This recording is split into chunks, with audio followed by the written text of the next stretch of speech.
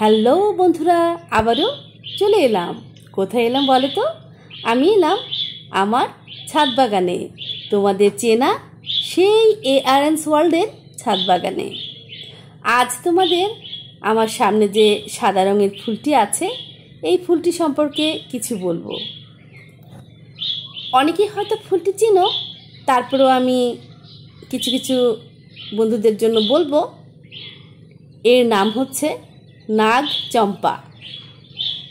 এই ফুলটি ধবধবে সাদা বর্ণের হয় এবং মাঝখানটাতে হালকা হলুদ বর্ণ।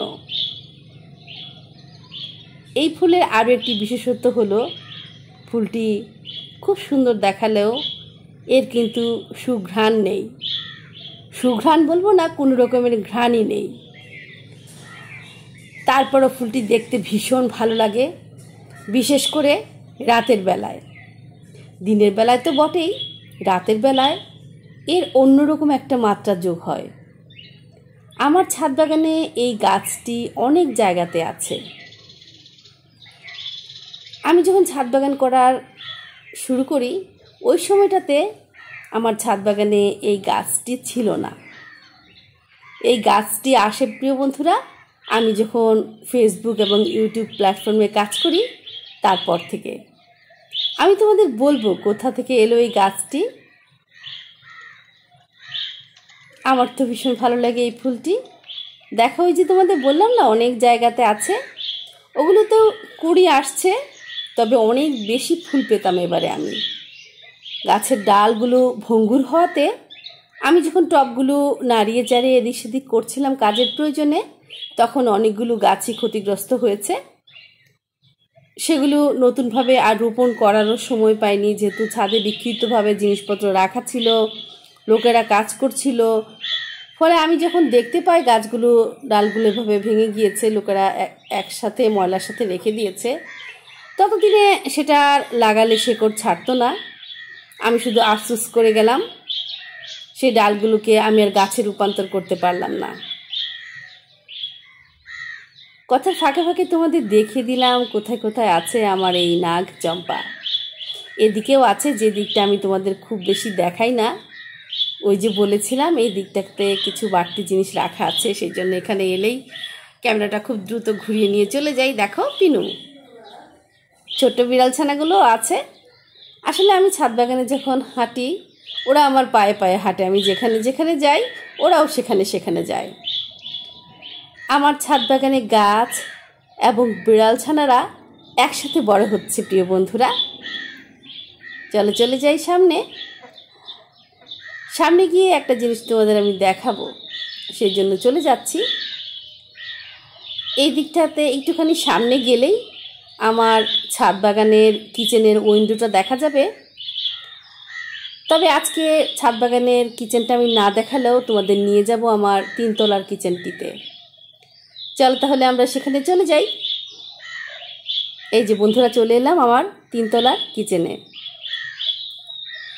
এটা এতটুকুই হলো। আমি যদিও বলেছিলাম দুটো কিচেন একসাথে দেখাবো, সেটি সম্ভব হয়নি। ছাদের কিচেনটাতে এখনও অনেক কাজ বাকি আছে, সেজন্য তোমাদের দেখালাম না।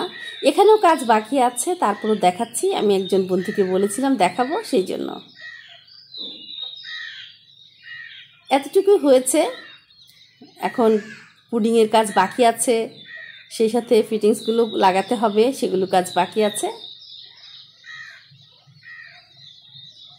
এই পাশেই কিন্তু বন্ধুরা আমি রেখেছি আমার টি কফি কর্নার, সেটাও আমি তোমাদের দেখাবো।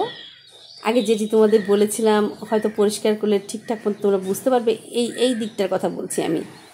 এখানে সেলফ হবে, গ্লাসের তাক থাকবে অবশ্য এখানে।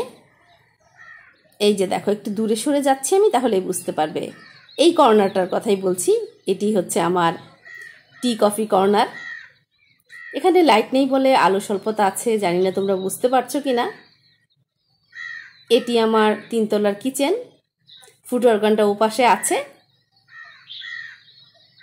এটাও সাজালে তোমরা বুঝতে পারবে যে আসলে কেন এই দিকটা এরকম। এটি ছিল আমার 3 তলার কিচেন। কেমন লাগলো প্রিয় বন্ধুরা তোমাদের? আমাকে জানিও। তবে সাজিয়ে দেখালে তোমরা বুঝতে পারতে বিষয়টা। সামনে দেখাবো, খুব বেশি আর অপেক্ষা করতে হবে না তোমাদের। এই কিচিটা তোমাদের কেমন লাগলো জানিয়ে যেও প্রিয় বন্ধুরা, আমার ভীষণ ভালো লাগবে। এখান থেকে আমি তোমাদের নিয়ে যাচ্ছি আবারও ছাদে। চলো তাহলে চলে যাই সেখানে। এখানে আসার কারণ হলো বন্ধুরা, দেখো ওই যে সামনে বিল্ডিংটা দেখতে পাচ্ছ, ওই বিল্ডিংটার ছাদেও কিন্তু আছে নাগ চম্পা। একটু জুম করে দেখাচ্ছি তোমাদের, যদিও বোঝা যাচ্ছে না, তোমরা শুধু মনে রেখো। এখান থেকে আমি চলে যাব আবারও সামনের দিকে। আমি একদিন লাইভ করছিলাম, লাইভের সময় হঠাৎ করেই আমি কলিং বেলের আওয়াজ শুনতে পাই। তবে বন্ধুরা তোমাদেরকে জানিয়ে রাখছি, আমার এই ছাদ থেকে কিন্তু আমি কখনই কলিং বেলের শব্দটা শুনতে পাই না। ওটা ছিল আমার একতলার ছাদ, সেই ওখানের কথা বলছি আমি ফেসবুকে লাইভ করছিলাম, তখন হঠাৎ করে কলিং বেলের শব্দ শুনতে পাই। যেহেতু লাইভে ছিলাম, আমি যাচ্ছিলাম না, আমি শুধু এটাই তো জানি সকাল থেকে যে আমার সুপারহিরো অফিসে চলে গিয়েছে, আমার প্রিন্সেস ইউনিভার্সিটিতে চলে গিয়েছে, তেমন কেউ আসার মতো নেই। যেহেতু লাইভে আছি, লাইভটা শেষ করি, তারপর আমি যাব, হয়তো খোঁজ নেব। কিন্তু এত বেশি কলিং বেল বাজছিল, আমি না গিয়ে আর পারছিলাম না। আমি লাইভটি মিউট করে দিয়ে আমি যাই। তারপর দেখি একজন ছেলে ওখানে দাঁড়িয়ে আছে, হাতে তার কিছু গাছ। এই যে দেখো, আমি এই বিল্ডিংটার কথাই বলছি, মনে রেখো শুধু। তখন সে আমাকে নিচ থেকে বলল, আমাকে সচিব সাহেব পাঠিয়েছেন এই ডালগুলো দিয়ে। তখন আমি জিজ্ঞেস করলাম কে, তখন বলল এই যে বাসাটা তোমাদের দেখালাম, উনি একজন রিটায়ার্ড সচিব, আমাদের ভাই, প্রিয় ভাই। পরবর্তীতে আমি জানতে পারি আমার সাহেব বলেছিল উনি নাকি আমার ভিডিও দেখে, আমার বাগানের ভিডিও দেখে, সেই জন্য উনি আমার জন্য এই নাগ চম্পার ডাল পাঠিয়ে দিয়েছিলেন। সেই থেকে আমার ছাদ বাগানে আছে নাগ চম্পা। আমি কৃতজ্ঞ ওনার কাছে, অনেক অনেক ধন্যবাদ জানাচ্ছি ভাইটিকে। দেখো, সাপের ফনার মতো পাতার অগ্রভাগ, সেই জন্যই কিন্তু এর নামকরণ করা হয়েছে নাগ চম্পা। দেখলে তো প্রিয় বন্ধুরা। আমার এই ছাদ বাগানে আরও কিছু গাছ আছে যেগুলো একজন ইঞ্জিনিয়ার ভাবি দিয়েছেন, সেটিও ধীরে ধীরে তোমাদের বলার চেষ্টা করব আস্তে আস্তে।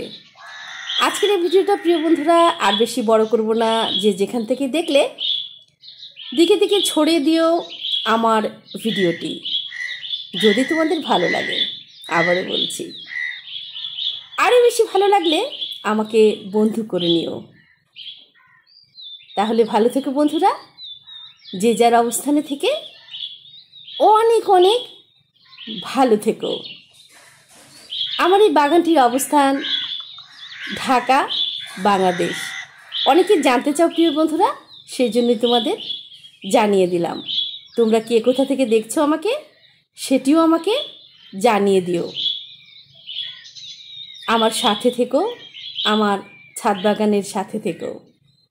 বিদায় নিয়েও বিদায় নিচ্ছি না, যেতে চাইছে না মন, ঈদের অবসরে আছি সেই জন্য। ভালো থেকো, আল্লাহ হাফেজ।